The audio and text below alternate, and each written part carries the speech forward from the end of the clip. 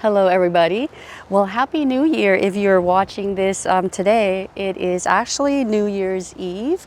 So I thought I would do something in the garden. I just felt inspired to get the woodland garden area kind of worked on, and that is to add ground covers. And the ground cover that I was inspired to do today was moss. As far as I know, I have 3 different types of moss here. All right, I should have mentioned that it is windy today, so you might hear some background sound, and I am close to my neighbor, so you will hear some rooster crowing. So I apologize about that, and I just saw my neighbor too. And of course, there's some dog barking as well. So I apologize about that. Now, moss is a plant, believe it or not. They don't have like a vascular system, meaning they don't have a way to like a highway system to deliver food and water as well. So what they do have is they rely on the surrounding areas to take up the water and nutrients that they need. And they don't produce flowers, but they do produce spores. So that's how they're able to reproduce themselves. So let me show you the area that I have here that is covered with moss, and it just looks so magical, so I wanted to share that with you. You may have seen it in passing when I do garden tours, but I have not officially just show you the beauty of the moss right here that I have. So let me go ahead and show you. All right, are you ready? Here we go. Look at that. Look at this beautiful moss. I came here this morning and rake off the leaves so you could see it better, and it shows off more of its beauty. So this whole area right here is covered with this particular type of moss. Whenever I see moss, and I hope you feel the same way too, doesn't it remind you of like a fairy tale? Because it looks very enchanted, looks very magical, and doesn't it look like it's a prehistoric plant? So I actually did some research. I was watching this video, and it stated that moss is or made its way to land over 450 million years ago. Isn't that crazy?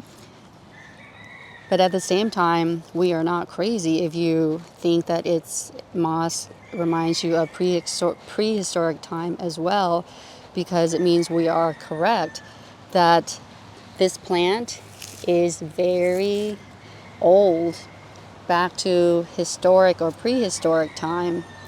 Let's give you this view right here.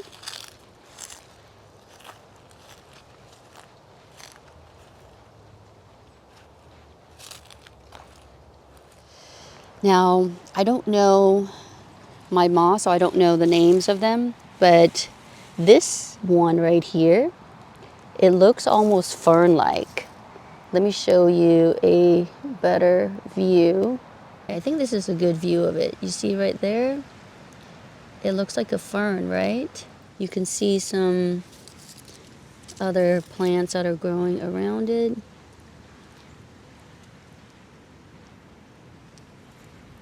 There may be more than one type of moss here, but the majority looks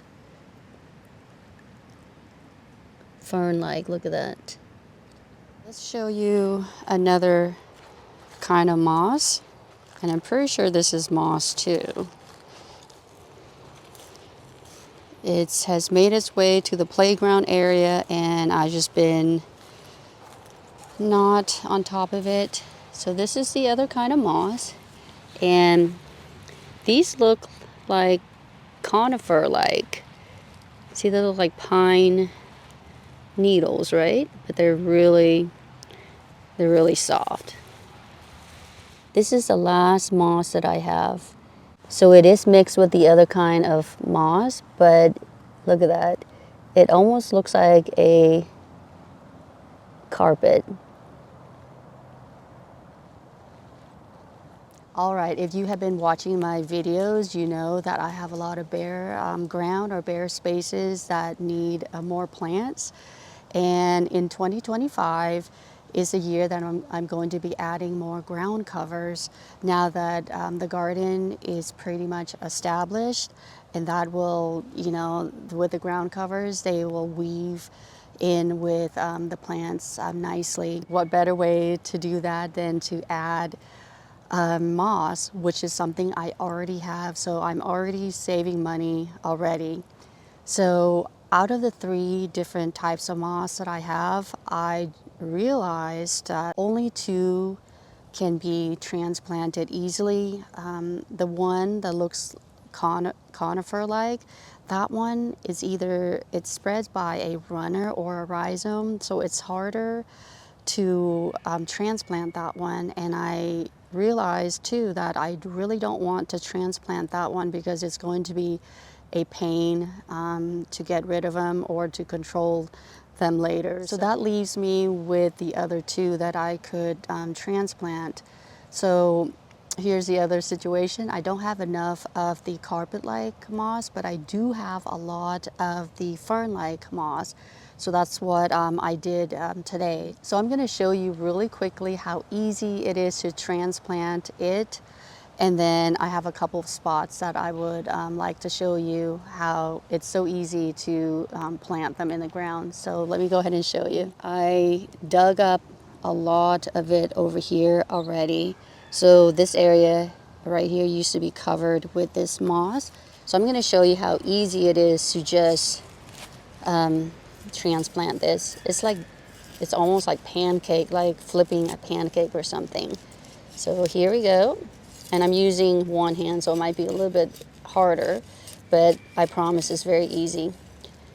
And if you end up getting another plant that you don't want here, just go ahead and just take it out. You see that? You know how easy that is. You see that right here? You can just take that out. Or you can take it out later after you transplant it. So I will dig another patch. Look at that. Look at how easy that is. And I left some over here, so it should be okay, and it'll cover up the area hopefully very soon. All right, I think I'm going to put a patch of it over here. Now moss like a moist, shady spot, so I think this would be good because it's going to be shaded by these 2 gardenias. I'm going to go a little deeper.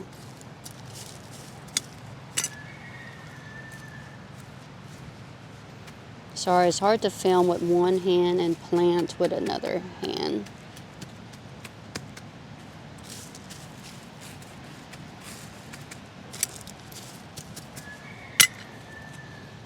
I'm going to put one right here.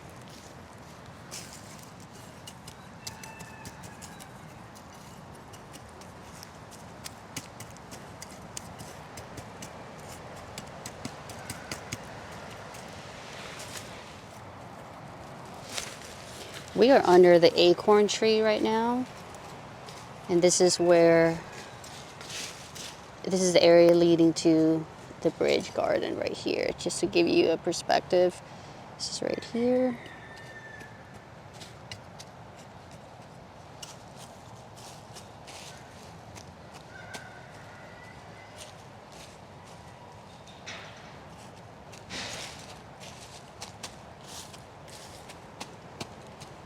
I even step on it too. I'm not a heavyweight, so I think it would be fine.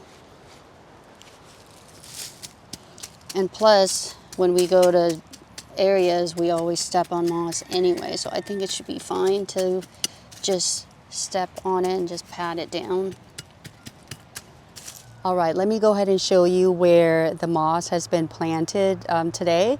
So I think it looks so pretty, just just having the little patches here and there, it just looks so nice. All right, we are going to start here. This is where the Japanese magnolia is.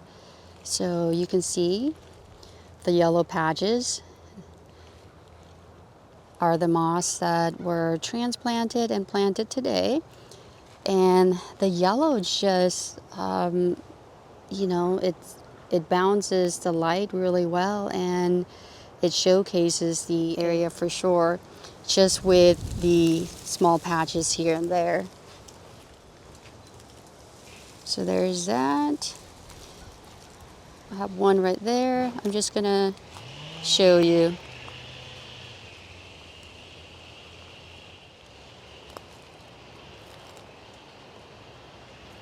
That's the one I added just a few minutes ago.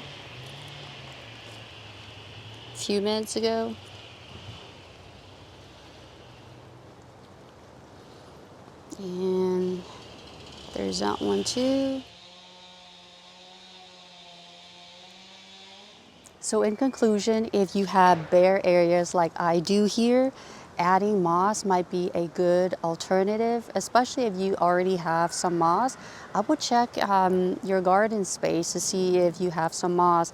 I think everybody should have some somewhere. Usually they like to grow in that moist, shady environment, and just take some and put it in areas that you need ground covers. They should do really well. Over here, in addition to moss, I also transplanted and planted lamb's ear maybe a month ago or so.